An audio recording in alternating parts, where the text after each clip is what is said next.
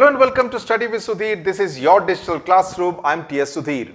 You would have heard of Nelson Mandela, easily one of the most influential and very important figures to have walked on this planet. Long Walk to Freedom was his autobiography. Now, what is special about Nelson Mandela, also referred to as the Mahatma Gandhi of South Africa, is that he spent 30 years in prison, 27 of them in one stint.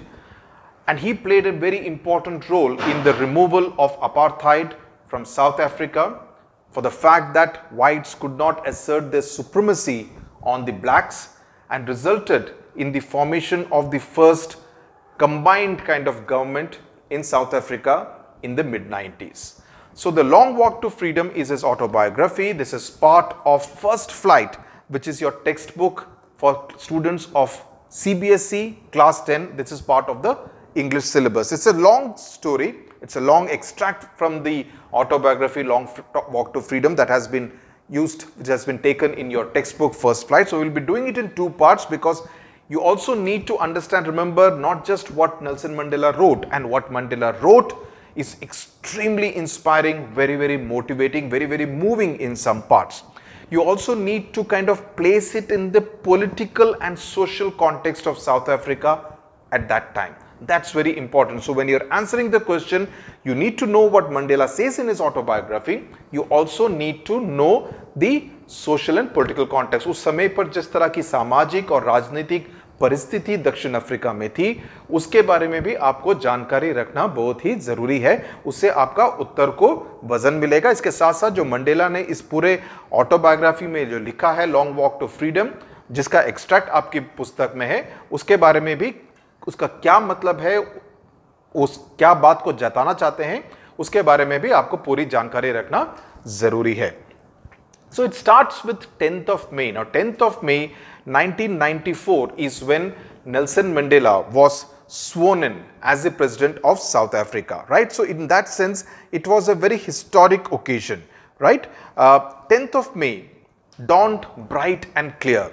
For the past few days, I had been pleasantly besieged. Now, what is besieged is, when you are kind of, everyone is seeking your attention. Har aadmi, har aurat somehow wants to shake hands with this great person from South Africa, wants to be around, wants to grab his attention. So he's being besieged. But he says, besieged ko sometimes you use it in a slightly negative sense. But here Nelson Mandela is using it in a positive sense, which is why he has used the word pleasantly besieged by dignitaries and world leaders who were coming to pay their respects before the inauguration. जब उस swearing in ceremony को, in many countries it is referred to as the inauguration. The inauguration would be the largest gathering ever of international leaders on South African soil. And why this is important is, before apartheid is essentially the discrimination against the blacks in South Africa, was lifted. Before apartheid was lifted, South Africa was boycotted by everyone. As a result, you could not, most countries, in fact no country could have sporting ties, for instance, with South Africa. Whenever any kind of rebel tours went to South Africa, because paisa bahut milta tha to organize these kind of rebel tours, and there have been some rebel tours which actually toured South Africa, they used to be subsequently banned by the governments.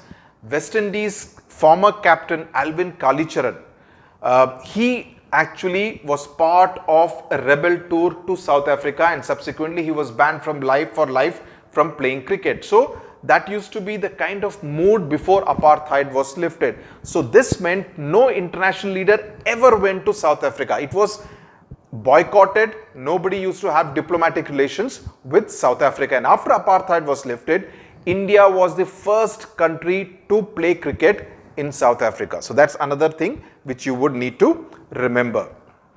And that's also largely because Mahatma Gandhi started his struggle from South Africa. So India had this kind of affection for South Africa, for the people of South Africa, for the blacks of South Africa, and felt that it would only be appropriate if India is the first country to tour South Africa to play a cricket series. The ceremonies took place in the lovely sandstone amphitheatre found by the Union buildings in Pretoria. For years this had been the seat of white supremacy, and now it was the site of a rainbow gathering of different colors and nations for the installation of South Africa's first democratic non-racial government. Lot of important words out here. Rainbow gathering means, rainbow means from different colors. It's not just all white kind of government. Number one. Amphitheater is essentially a place where, there's a lot of seating arrangements. It's from a Greek kind of a theater where, people could be almost like a stadium kind of a seating arrangement and could see the scene being enacted. And that's the kind of a setting which is here. It's a building without a roof with many rows of seats rising in steps typical of ancient Greece and Rome, right? And it is the installation of South Africa's first democratically elected government and non-racial, which means both blacks and whites were part of this South African government. On that lovely autumn day, I was accompanied by my daughter Zenani. On the podium, Mr. De Klerk was first sworn in as the second deputy president. Now, two things here. Why autumn in the month of May? Because remember, South Africa is in the southern hemisphere, right? So, what they have is from November or rather December to about March, April, they have the months of summer. So, May is actually what heralds the weather, the month, the climate of autumn. Okay, the season of autumn, sorry. The autumn season is actually starts from the month of May, which is why he's referring to it as the lovely autumn day. Number two, De Klerk. Now, De Klerk is an important figure, an important political figure, because De Klerk played an important role in dismantling the white supremacy in South Africa. De Klerk himself was a white, okay, and De Klerk was the president who presided over the dismantling, right? And De Klerk and Nelson Mandela together were given the Nobel Prize in 1993 for what they did. So once Nelson Mandela was elected as the president, De Klerk became the second deputy president of South Africa, and this was, as the earlier paragraph said, the first non-racial government.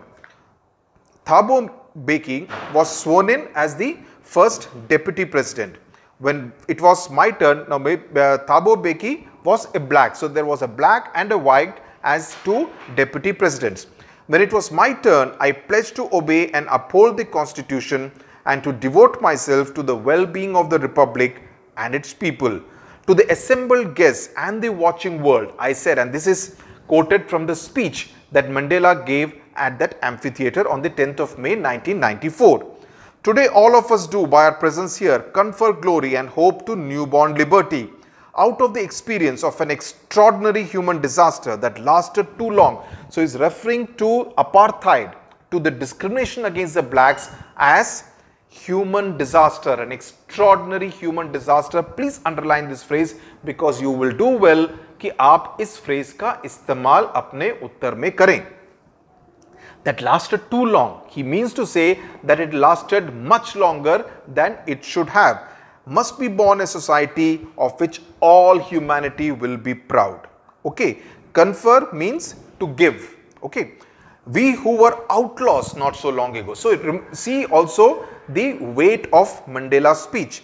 We were outlaws in our own land, have today been given the rare privilege to be host to the nations of the world on our own soil.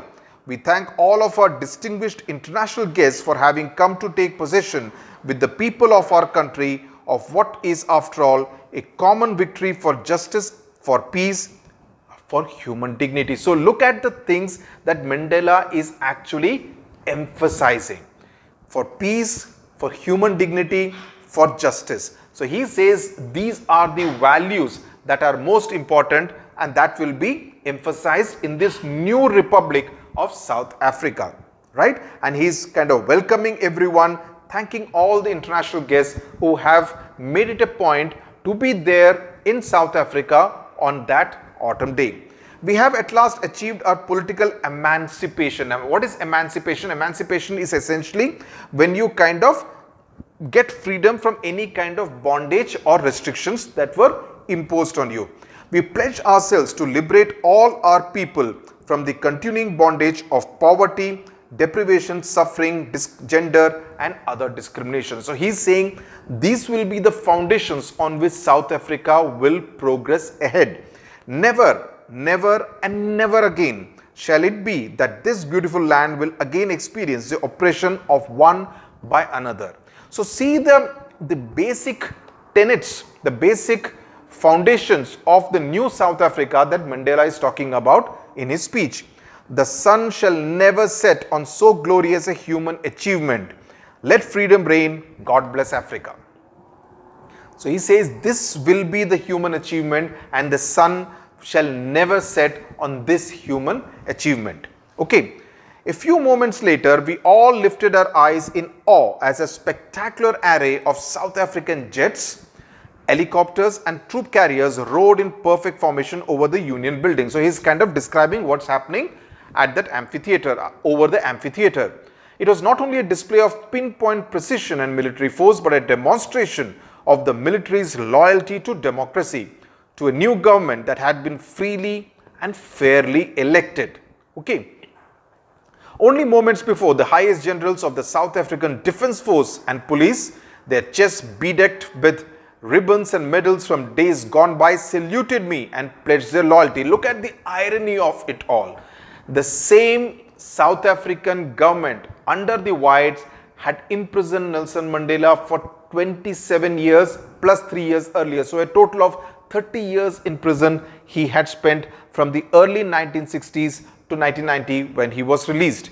Okay, I was not unmindful of the fact that not so many years ago before they would not have saluted but arrested me.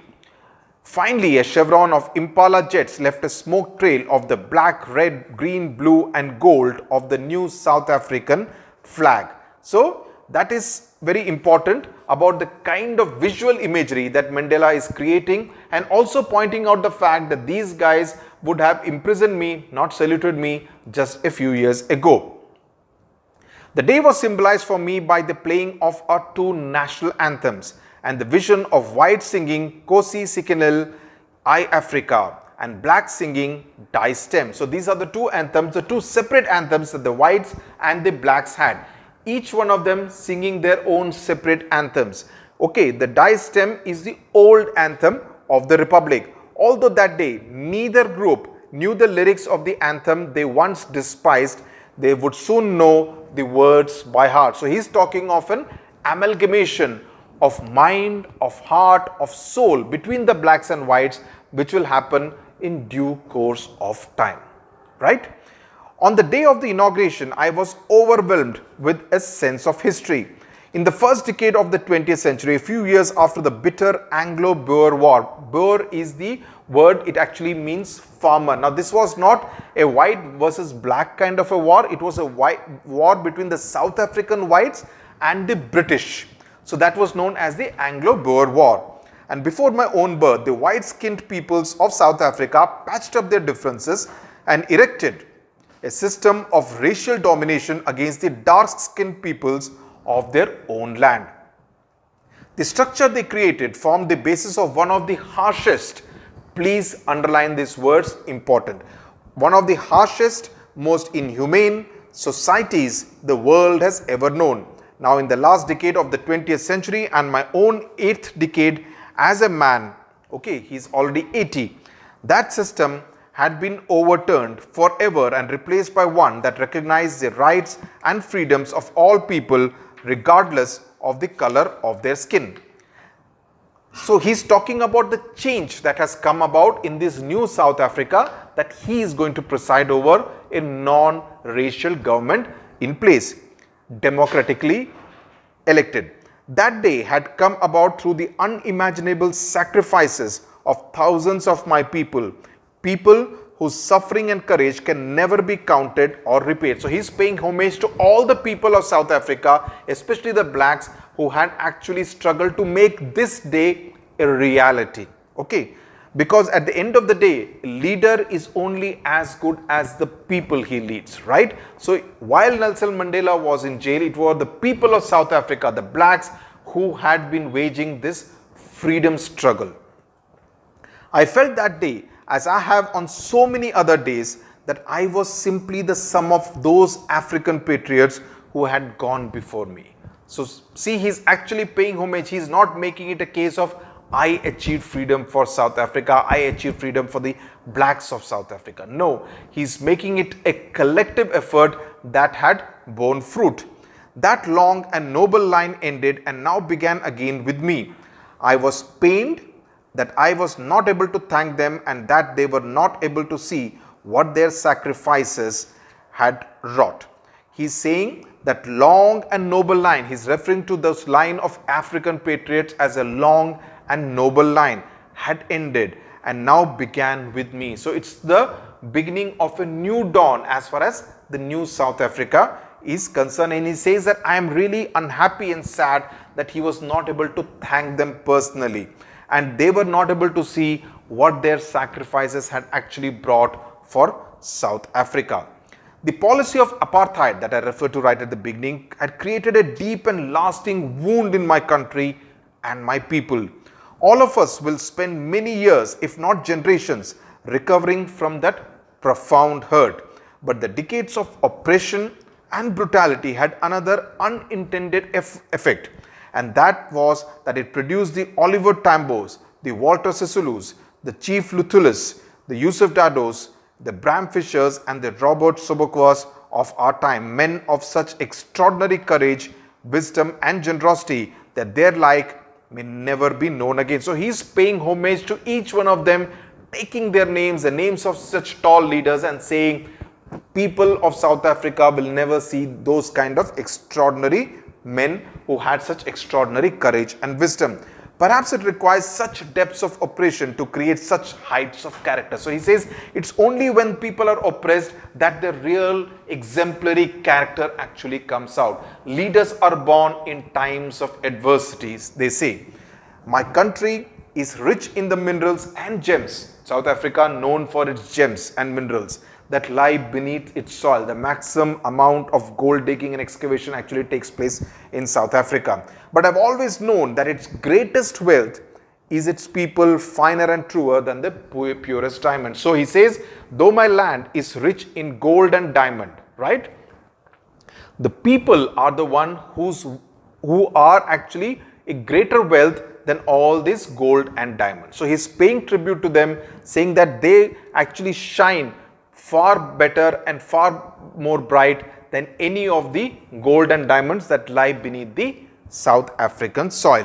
What we will do is to pause here in part 1. In part 2, we'll read the rest of the chapter. I hope so far the part 1 and establishing the atmosphere of excitement, of celebration, but at the same time there is a sense, a tinge of a feeling of sadness that the people who had fought for the freedom of South Africa to see this day happen were not there to see this particular day of celebration. So that's what Nelson Mandela is actually talking about while making a resolution that this South Africa will be a new South Africa, and it will kind of turn the clock back at all that had happened in the past, and the phrase that he refers to, that the extraordinary human disaster that had lasted too long.